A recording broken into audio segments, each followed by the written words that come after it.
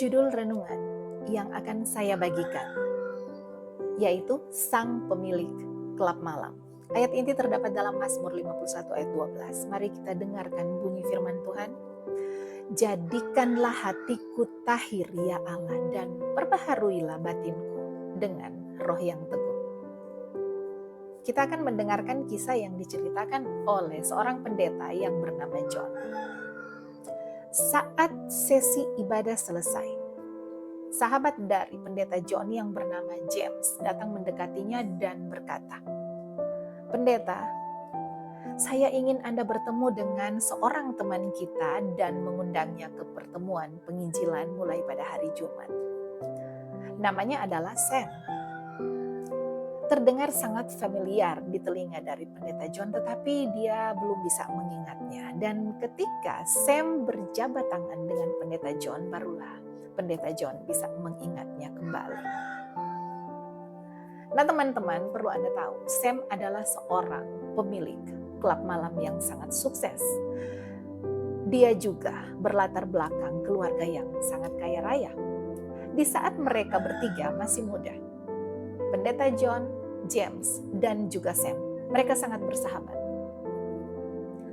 Dan suatu saat, James dan pendeta John, yang saat itu belum menjadi pendeta, pernah diajak oleh Sam untuk mengunjungi klub malamnya. Dan mereka mengendarai mobil Sam yang berasal dari Eropa, mobil Eropa yang sangat mahal tentunya. Dan ketika mereka tiba di klub malam daripada Sam tersebut, Sam ini sangat terkenal. Sehingga di saat mereka masuk, itu banyak sekali kerumunan mulai berdesas-desus tentangnya. Dan kemudian Sam akan menaiki tangga, dia akan menuju ke stand pribadinya. Dan teman-teman, Sam akan duduk dan dikelilingi dengan wanita-wanita yang glamor di sisinya. 20 tahun kemudian, teman-teman, kehidupan merubah Sam, John, dan juga kehidupan daripada James. James menjadi anggota jemaat yang taat, John menjadi seorang pendeta. Dan bagaimana dengan Sam? Sam mengatakan kepada pendeta John bahwa di puncak kesuksesan bisnisnya selama 20 tahun, dia tidak pernah sadar sehari pun. Tetapi dia akhirnya sadar ketika dia kehilangan segala-galanya, kecuali anak-anaknya dan persahabatannya dengan James. James selalu berbagi harapan dengan Sam, yang akhirnya Sam menghadiri ibadah dari gerejanya, dan Sam sedang mempertimbangkan untuk menghadiri pertemuan penginjilan yang akan diadakan oleh pendeta John. Malam pertama, saat pembukaan penginjilan tersebut, ketika Sam hadir, pendeta John melihat bahwa Tuhan sedang bekerja dalam kehidupan Sam. Dan pendeta secara khusus berdoa agar Sam bisa betul-betul menyerahkan kehidupannya kepada Tuhan. Nah teman-teman, selama pertemuan, Sam membuat keputusan demi keputusan. Ketika sesi ini telah selesai, pendeta John mendapat kesempatan istimewa untuk membaptiskan pria, si pemilik klub ini, yang pernah dikunjungi 20 tahun yang lalu oleh pendeta John sebelum mereka menjadi Kristen. Pendeta John membaptiskan Sam sekitar 402 meter dari klub miliknya Sam. Saat Sam keluar dari air, dengan tangan terangkat, ia merasakan kemenangan di dalam kehidupannya.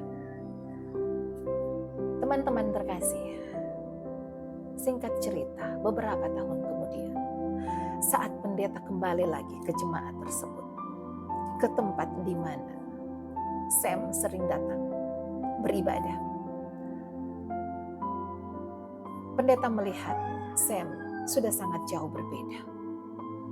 Sam sangat tampak gugup dan hampir tidak bisa berbicara.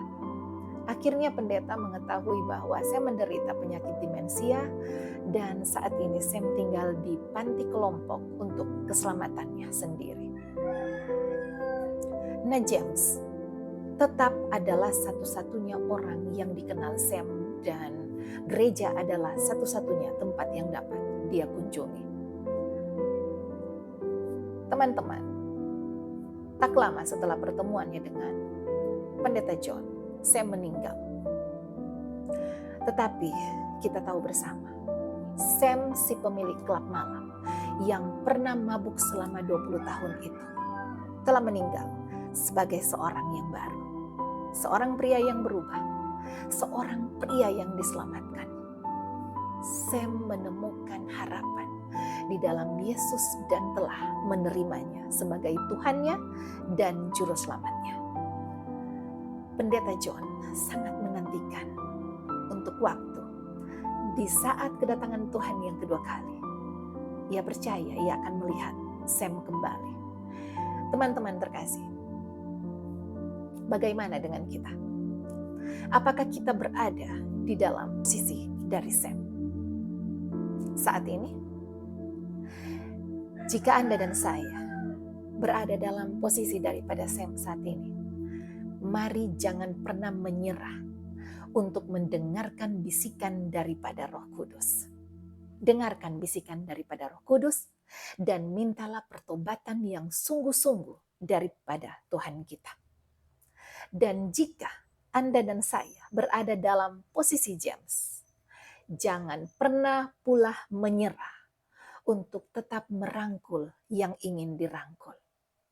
Tetaplah menjadi pembawa berkat kasih bagi siapapun yang membutuhkan, yang sangat membutuhkan kerohanian mereka untuk dikuatkan.